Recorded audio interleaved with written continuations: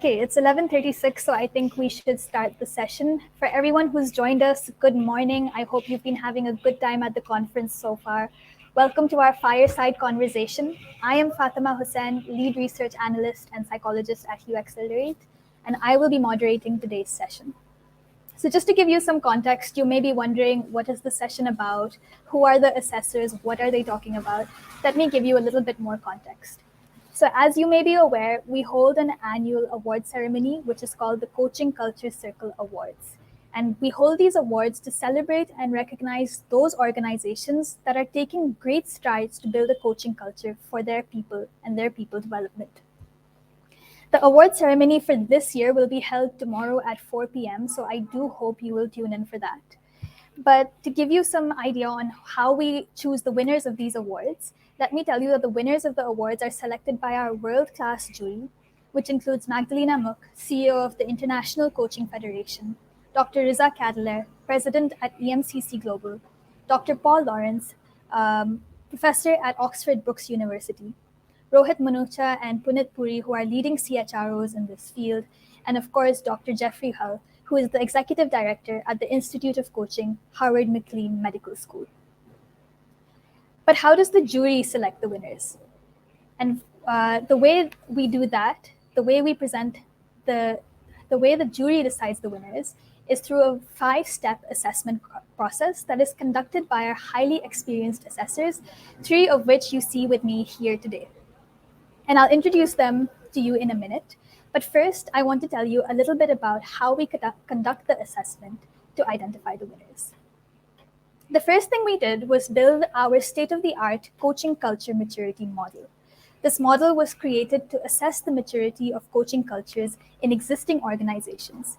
It's a very detailed and comprehensive model with 4 levels, starting from the practice level, which is the very beginning level of coaching culture maturity an organization can have, going all the way up to the autonomous level, which is the highest level of maturity an organization can reach. And the way we identify what level of maturity an organization lies at is through 7 dimensions, which we call the 7 Cs. And these 7 dimensions measure everything from systems, processes, communication, and how celebrations are done within the organization. If you would like some more information on this model, please reach out to me, drop me a message here, or email me at fatima@uexcelerate.com, and I'll be happy to give you more details on that model. So once we had the model, the second step was to conduct a qualitative and quantitative analysis of these participating organizations. This was undertaken by our assessors, and they did this through 3 steps. First was the self-assessment survey, which was given to the participating organization to understand their perspective on where they would rate their coaching culture. How mature do they think their coaching culture is?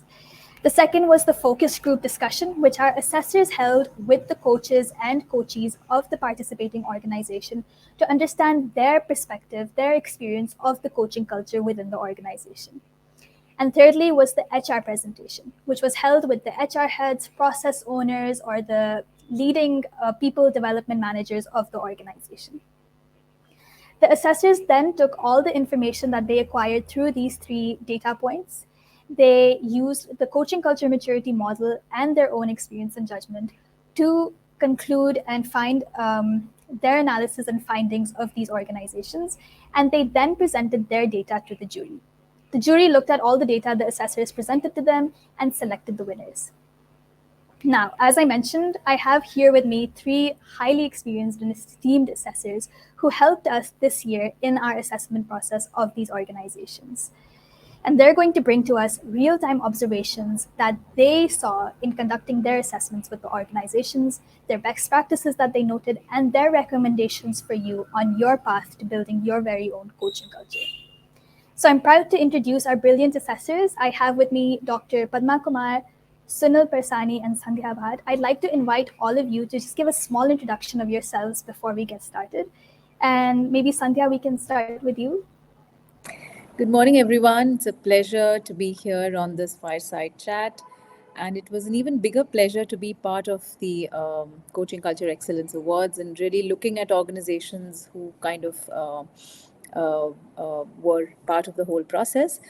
I am a coach for the last 6 years, but I've been in the field of human resources for about 26, 27 years. So, people and connecting with people has been a pretty big part of my journey. And So, coaching again, I focus a lot on leadership, executive, and career coaching, first time managers, and so on and so forth. Yeah, so I guess that's a little bit about me, and I'm hoping to know more about all of you as we go along. Thank you.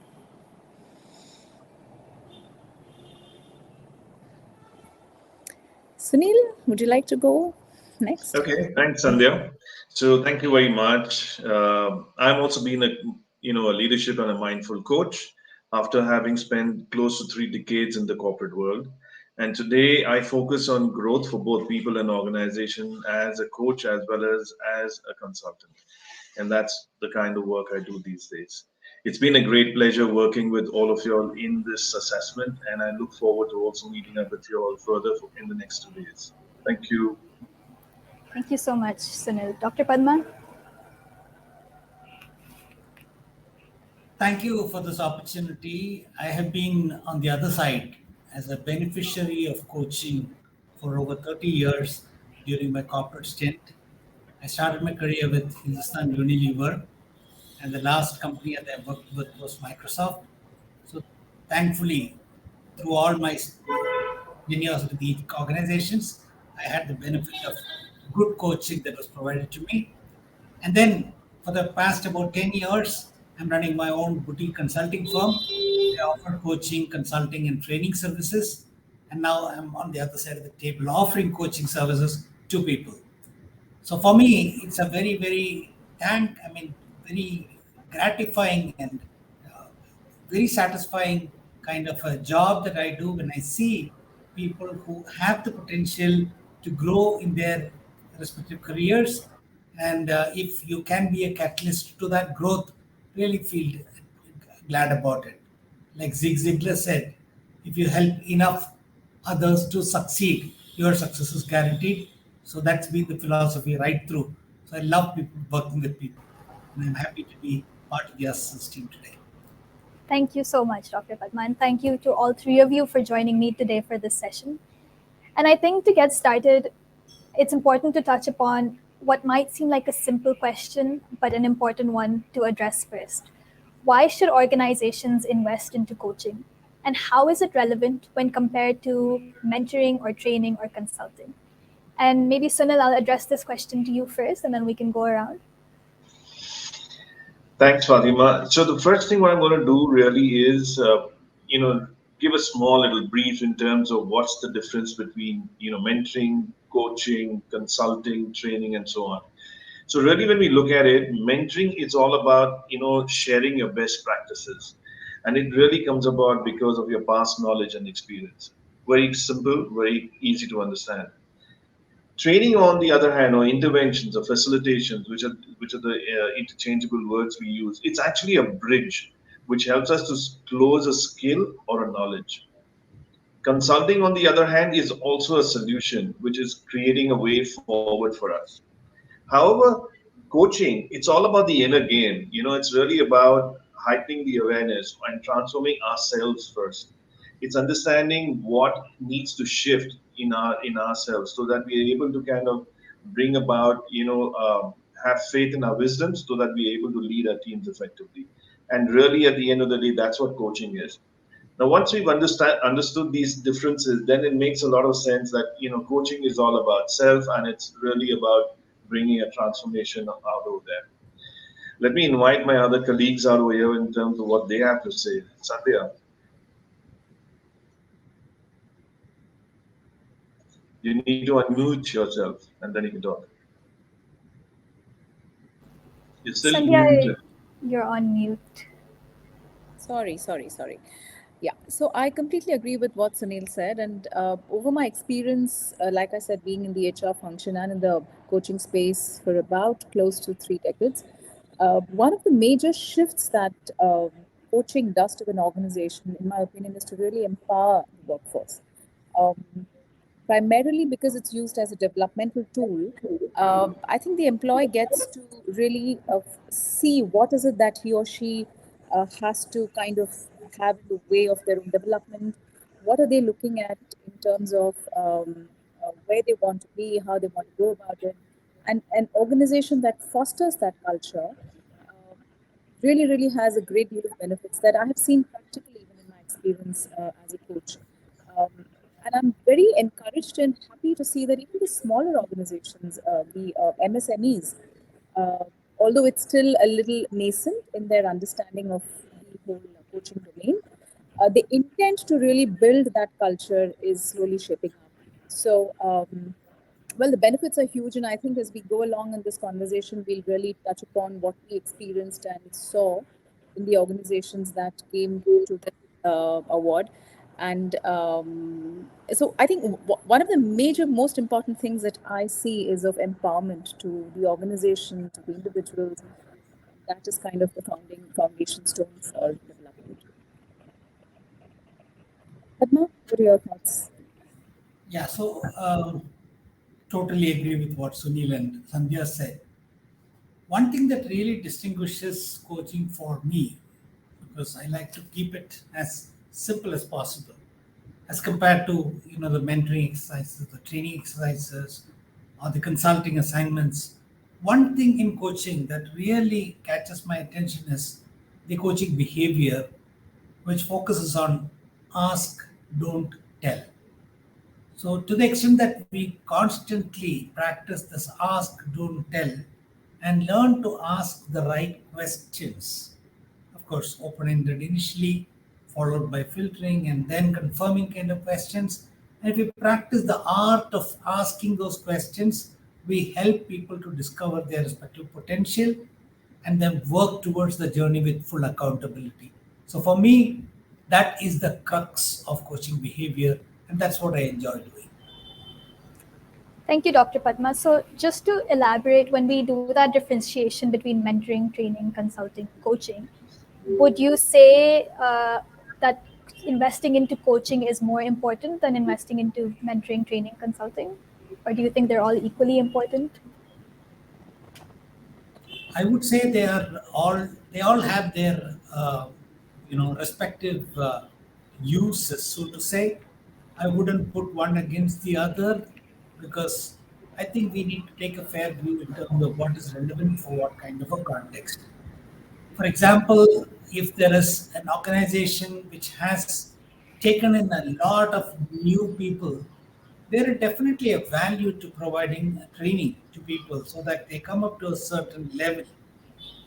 And when you find that there are some people who have great potential and they can really grow up the ranks quite fast if they are providing good mentoring, then mentoring definitely has a place. Coaching has its own place, and I think whether it is one-on-one coaching or group coaching, there is a significant benefit to understanding how the organization can develop a coaching culture and make coaching available to all of its people. So I'd like to hear from the others as well. So I think there are really distinct approaches and benefits to each of these different forms of interventions. Uh, you would definitely need mentoring as well, and we saw organizations that had a beautiful blend of coaching and mentoring. So at what stage or for what purpose are you going to use coaching? How are you going to sort of weave in mentoring? Training, of course. What is the need for an instruction-led delivery mechanism? At what life cycle of the employer, at what level would you think that it has to be more open and it has to be more asking?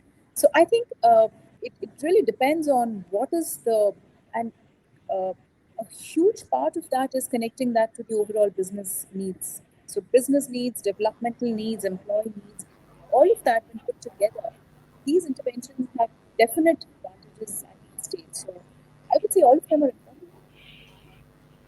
Thank you, Sandhya. And Sunil, I don't know if you'll be adding anything, but maybe I would also like to put forward, why do you think there is this confusion that people may have a training culture or a mentoring culture, but it gets, when they present it as coaching? Do you think any specific reason for this? Yeah, so continuing on from what Dr. Padma said as well as Sandhya, when you look at a technical issue, which is very easy to solve, it's all about skills. It's great to get in interventions, facilitation, training, mentoring out over there because it really helps in terms of developing the skill. But when you're looking at behaviors, you're looking at beliefs, you're looking at derailers. It's critical to understand that it's an adaptive situation. And adaptive, there is no answer to it. And really, the best tool that works effectively there happens to be coaching, because it's all about self. It's about introspection. It's about transformation. It's about really looking at the turning the mirror to yourself. And like I said, it's all about the inner game, and that's where coaching really comes about. And if you're able to keep this differentiation between a technical challenge and an adaptive challenge, and then use the correct tool, we're obviously then going to get better results. That's what my two bit is in my experience, which is there. Thank you so much for that, Sunil. So I think we'll move now to what we are here for, which is the assessment process that you went through over the past few months in selecting the winners for the Coaching Culture Circle Awards. What were your overall feelings and observations while you were talking to these organizations? You were speaking to the coaches, the coachees, the process owners. So, what were your observations? And maybe Dr. Padma, we can start with you with this question. Sure, sure. So for me, it was really a privilege talking to an organization and understanding the journey that they've had with coaching. And for me, the behavior that I saw with the organization that I worked with was the level of sincerity that they had in going through the entire process, the kind of investment that they were making on their time, effort, and their belief in the fact that coaching makes a significant difference to the organization was very evident. And of course, every organization has its own, cycle in terms of where they are currently as far as the maturity is concerned.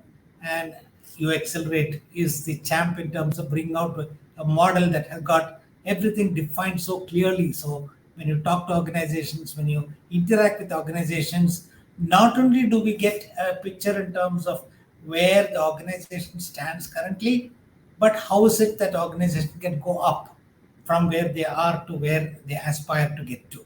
So I think that model and juxtaposing it with the actual experience that the organizations are going through is an invaluable experience and provides a phenomenal opportunity to participate in the bringing in of coaching culture in organizations. Thank you, Dr. Padma. Sandhya, would you like to add?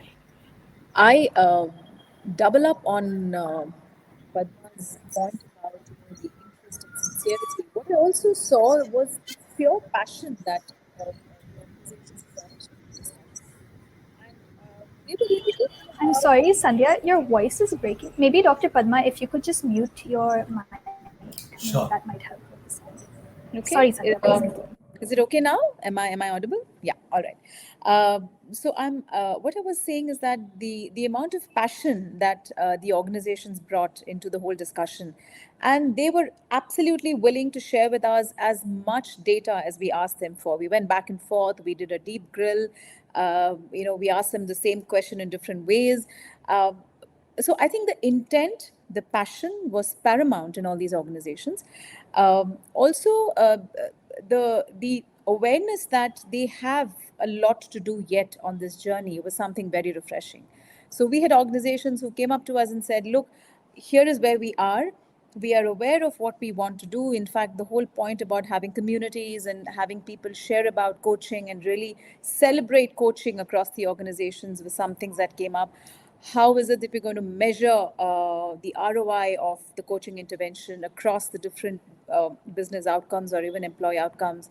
Um, so there was a definite concern, or there was a definite awareness about what needs to be done more. Uh, uh, but what we also saw was that there were a lot of things already in place. Practice with external coaching organizations, the intent to really build capacity of internal coaches within the organizations. That was another very, very strong factor that I felt was really something that stood out in these organizations.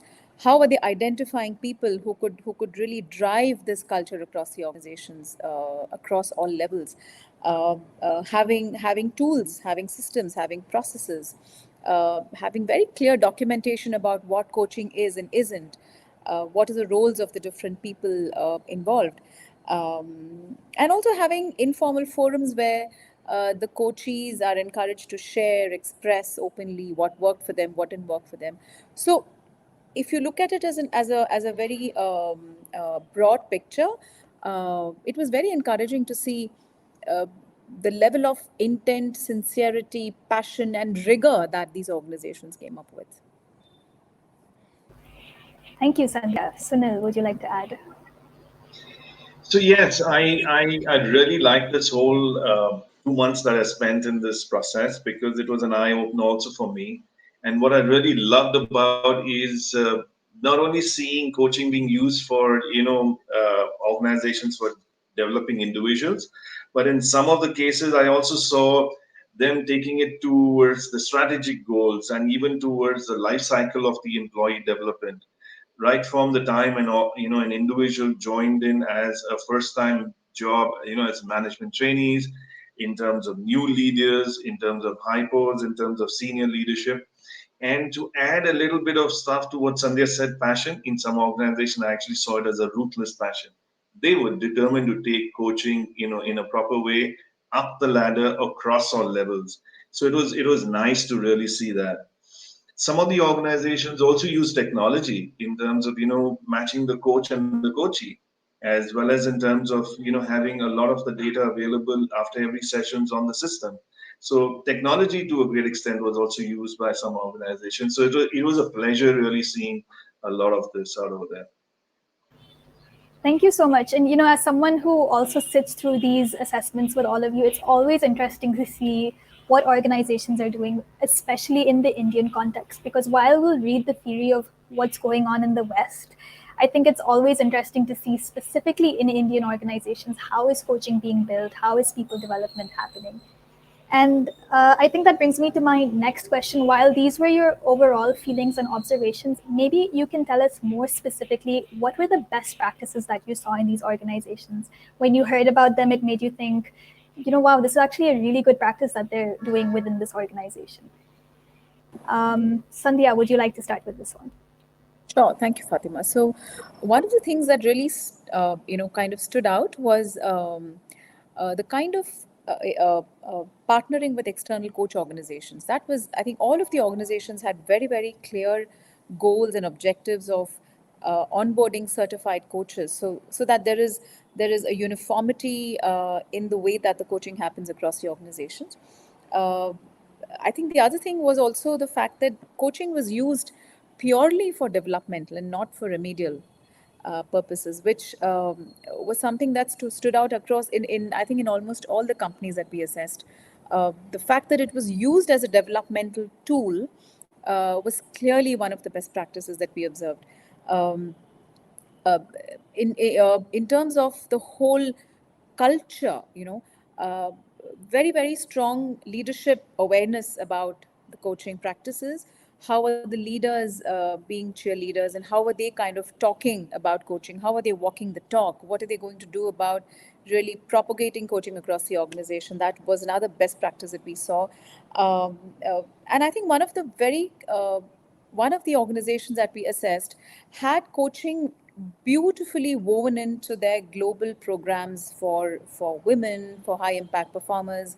And this was something that really stood out, because there was such a huge element of coaching for some interventions which probably didn't even need it, but the way that it was integrated was beautifully done. So the awareness, uh, documentation again was a very big thing that we saw that whatever information we asked for, there was a detailed level of documentation on all of these programs, interventions. In fact, I remember we even went and asked how many of your employees have moved laterally, how many have moved upward, what is the attrition rate which you can owe coaching to, and there were answers to everything, and there was well documented evidence.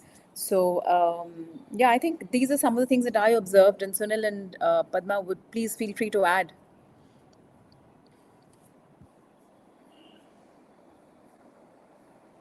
Sunil, Padma? So Yeah. I'll go. So are you going, Padma? Go ahead. Okay. Thank you. So, from my perspective, there were two or three things that really stood out for me.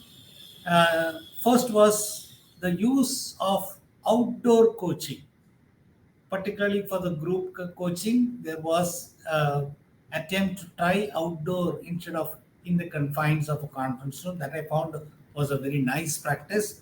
The second is the focus on only using credentialed coaches. I'm not saying that somebody who's senior, since he has a lot of experience, can still do coaching, because it was very, very clearly understood that coaching behavior is something that has got to come by virtue of the credentials one accumulates as a coach. And the third was the AIDA formula that we typically see. The awareness building part was done through advocacy. There was a lot of talking about how coaching culture can help, etc. The interest was through bringing out illustrations of how coaching can help, and the desire was by sharing results of people who have either moved up or moved laterally due to coaching. And finally, the action was coachee driven. It was basically the coachee who had to make the request to say that, yes, I would like to benefit from coaching. So I think that was a very nice practice that I also experienced. If I may just add before Sunil adds his bit, is also the fact that uh, throughout this exercise, we also met and spoke to people uh, who were not coaches, but or who were not from the HR. So they were all the recipients of the coaching intervention, and what we heard them say was very honestly, they said that this is something that the organization could do better probably, but this is where we are at, and this is what coaching has done for me. So we heard it straight from the horse's mouth, or and that really was the proof of the pudding in terms of uh, most of these organizations really having a very clear intent, passion, and sincerity for this intervention. Sunil, sorry, over to you.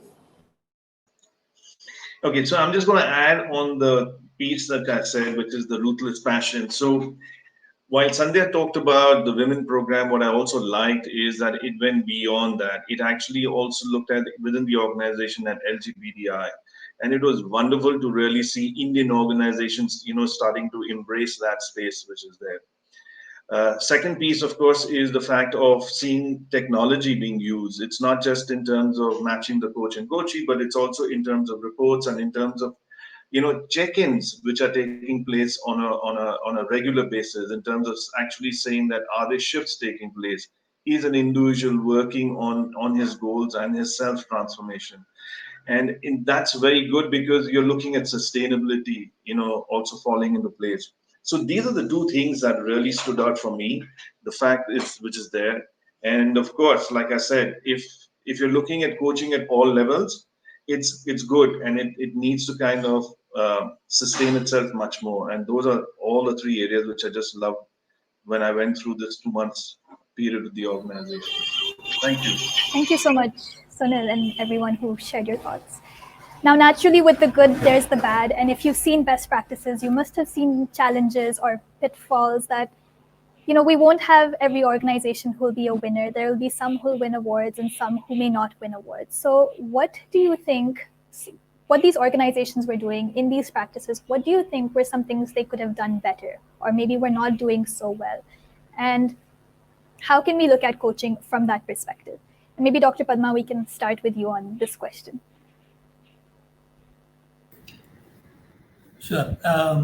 At the risk of being presumptuous, let me say that for organizations that are starting off their coaching journey with a very less number of coaches, maybe one or two or three coaches, it may also be a good idea for these coaches to have mentors. People who have done coaching for a long time could probably mentor these coaches so that the journey itself can be well paced. I think several times what happens is organizations trying to work out everything within their own boundaries sometimes causes kind of slowness in the pace at which the coaching transformation can happen in organizations. So this is one practice that I would suggest to for coaches of particularly small and organizations starting new to have mentors who are very experienced coaches. Okay. I really think that we need to really democratize coaching even within the organization. So when I say this, I am saying that, and I do understand that there is a specific ROI, there is a cost attached to these interventions. One of the areas where I feel that coaching could be democratized and made it really open to levels across the organization is to really use internal coaches more, get them certified, have a panel of internal coaches, and use coaching across the organization. That's one.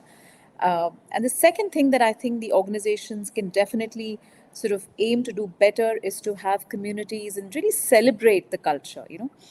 How can leadership be at the forefront of really talking about the merits of coaching and what it has done for them, and being very authentic in their whole expression of how coaching has kind of shaped out for them. So those are a couple of things, and I think at some level also linking of coaching and having some measurement criteria. While there are organizations who have done it at some level, uh, I think the one way that we can really talk more and have more of coaching interventions is by really seeing the impact of these coaching programs on the bottom line, or on people, or whatever it is, whatever the organization would like to measure. Maybe have a couple of more ways of measuring the outcomes of coaching on the organization. So those are some of the things that I felt could be better. So it looks like Sunday you stole my thunder. Okay, so I'm Oh, going to add a wow. little bit to it. Next time you So go before me, Sunil. So I'm totally in sync with what Sandhya said, that leaders need to walk the talk. It's critical because they need to share the experiences in terms of how they have benefited from coaching, and also in terms of how the external coaches have helped them. Second, like Sandhya said, yes. While we bring about a change in the internal behaviors of each of the coaches, sustainability is critical within the organization, and hence the internal coaches need to get developed within the organizations so that they are able to help the coaches on their journey towards the behavioral change on the beliefs or the derailers. And the last and the foremost piece, which is what I would say, is everybody needs to understand, like I said, the technical challenges and the adaptive challenges, and use the right tools in the right places, because then you'll really be able to see a sea change in all your coaches, or whether it happens to be mentees, if you may want to call them, which is there. And that's what is critical. And I think those are the three things that I would like to see very clearly taking place moving forward, which is there. Thank you. Thank you so much, all three of you. I think that's very, very insightful. And we have people reacting, so you can see thumbs up and hearts coming through, and also people agreeing with you in the comment section. So I think you're resonating with a lot of people with what you're saying. This brings me to my next question is, what are your recommendations for organizations that are either looking to build coaching cultures, or maybe they already have coaching cultures but might want to create more sustainable coaching cultures or grow them further? What would you recommend to these organizations? And Sunil, maybe we'll start with you with this one, so no one steals your thunder this time. Okay, so the first thing, very clearly, like I said, that the leaders need to walk the talk, and I firmly believe in this, is because they are the ones who are responsible for change in an organization. And at the end of the day, if we also get the leadership going through certifications, whether it's ACC, PCC, if they go through the certifications, is critical, because then they are able to walk the talk and also practice within the organizations. uh, and I like to kind of uh, you know share a story out over here, if I can. In the Indian context, we celebrate Deepavali, and we celebrate, Ganesh Chaturthis with so much of passion. purely because of the fact that these are hand me downs. Our parents really told us this is a ritual, this is the process, this is what needs to happen, and that's what we do. In the same way, if we really want to drive a culture, that's what leaders need to do. They need to kind of pass it down. They need to walk the talk, and then that's build the ritual so that at the end of the day, it becomes part and parcel in an organization, and more will then start following through, which is there. And ultimately, that's how I think, if I have it and if I have a passion around it, that's what I'm going to be building. And I don't know, I'm going to ask others to come in through. Dr. Padma, what do you have to say to that?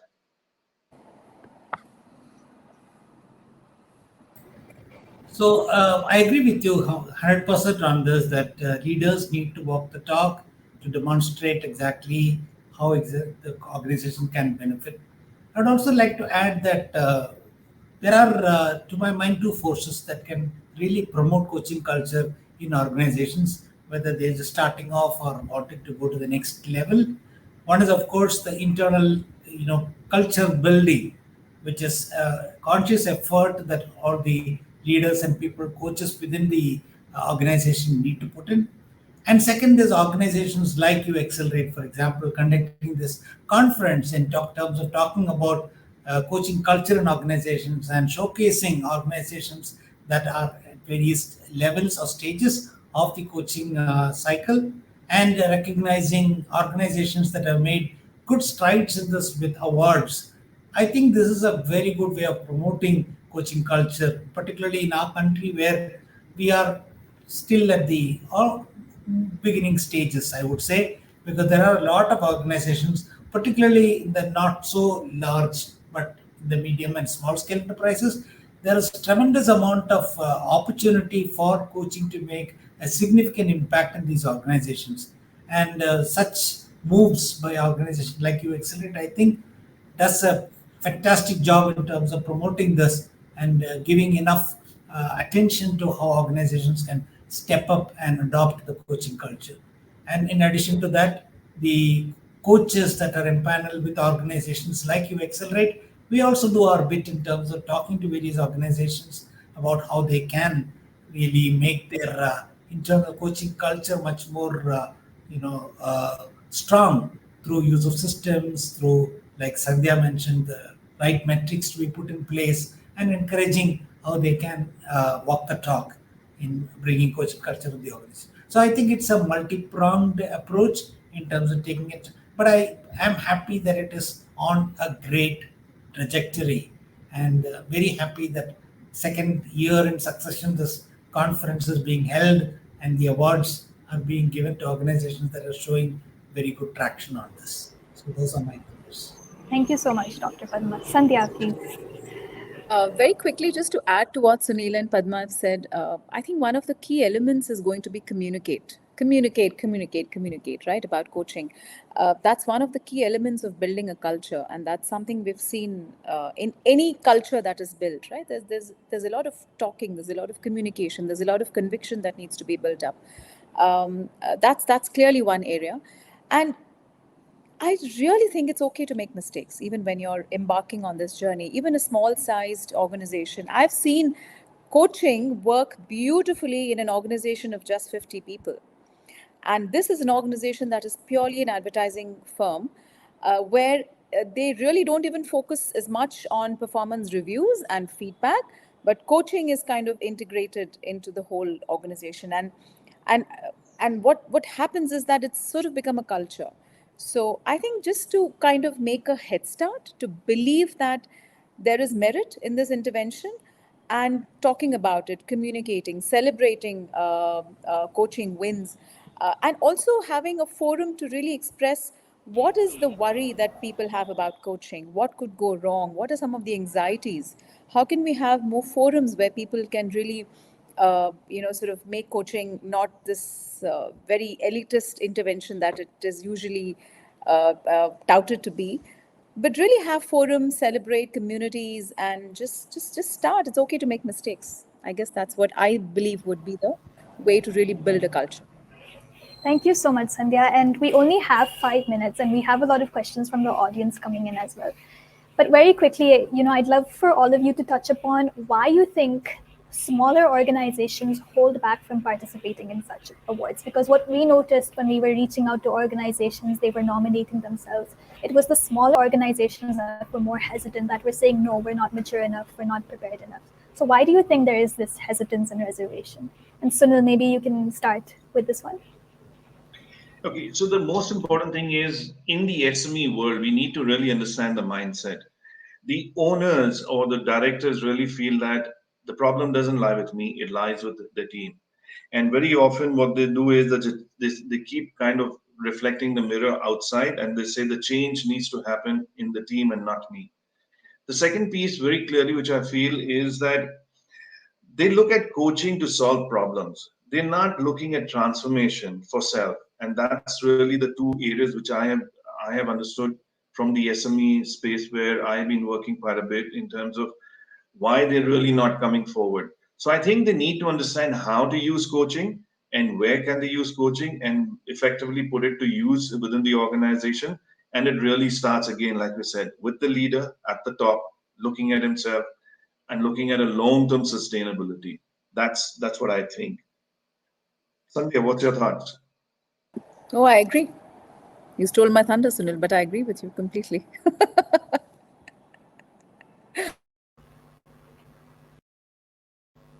Dr. Padma, any thoughts? Yeah. So I would say that larger enterprises. I mean, I've worked at a few. There is a luxury, if you may call it that, of having specialists for everything. There's a HR department, and there is an L&D, and there's a coaching, and there's a different responsibility centers taking care of all of these activities. Whereas the smaller organizations, by and large, many of these functions are combined and somebody looks after all of these functions together. So that by itself is a big challenge when you look at smaller organizations. And the second aspect is how we can possibly bring in more smaller organizations to come in and participate in this is to give enough publicity to the fact that we are not really putting all organizations that compete on the same plane, that we have a differentiation when we look at small and medium enterprises, a separate category for ourselves, and they don't necessarily have to compete with the big multinationals. They compete amongst themselves, while small and medium enterprises would compete among us. So enough publicity to that aspect and getting people to understand that they are going to compete in a evenly balanced field based on their category and profile would also encourage more organizations to come and participate. This is my fond hope.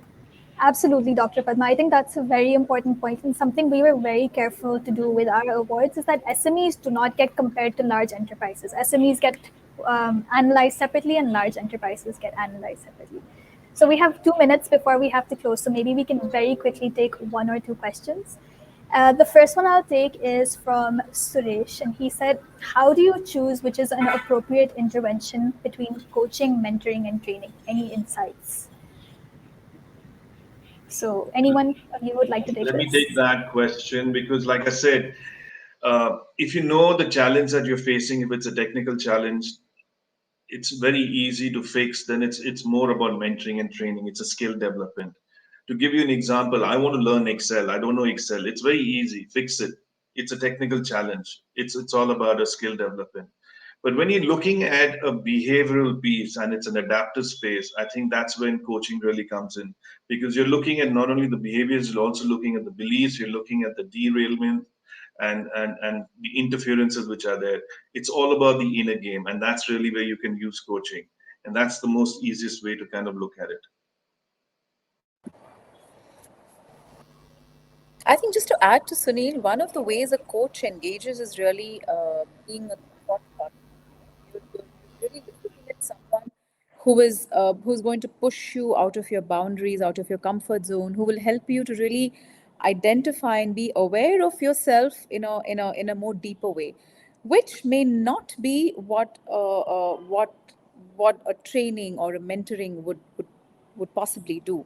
While I say that, I understand there is still a very thin line between coaching and mentoring that are there in organizations. And yes, let's face the fact that there is going to be this line always. But having said that, it really depends on what the person wants to choose to do. Because I think coaching has to be something that has to come from the individual and say, yes, he or she needs to know what is coaching. They need to be aware of what coaching is as an intervention, but also to check, so what do you really want? That's the way that I do it. What do you think will help you to get from point A to point B, or no point? Let's just explore. And like Sunil said, if it is a skill, if it is something that has to be built, which is a very tangible thing, then you would have obviously have training and mentoring from someone who's an expert in that area. So it really depends. I think it has to evolve on what the business need is, what the role of the person is, what stage the person is currently at. A lot of factors. Thank you, Samika. And we're just about over time, but Dr. Padma, do you have any final comments you'd like to add here? No, after stealing each other's thunder, this time Sunil and Sandhya together have stolen my thunder. They have covered everything that I would have liked to cover. Thank you so much. Thank you so much. We have more questions, very interesting questions about ROI, but we're over time and we have other sessions running after this one. So our assessors, I'm hoping you'll be around. We'll see you in the networking lounge. And if not, you can connect with them on LinkedIn, ask them your questions. They have a lot of good insights to share. Thank you so much for joining me, all three of you. We do have another session starting now with Animesh Kumar, CPO of Z Entertainment. He's going to be talking about demystifying coaching anytime, anywhere, and by anyone. Please do join that. And thank you so much for joining us, our assessors and our audience. Thank you, so Fatima. And it's a pleasure again, Sunil and Padma. See you soon. Thank Bye. you, everyone. Bye.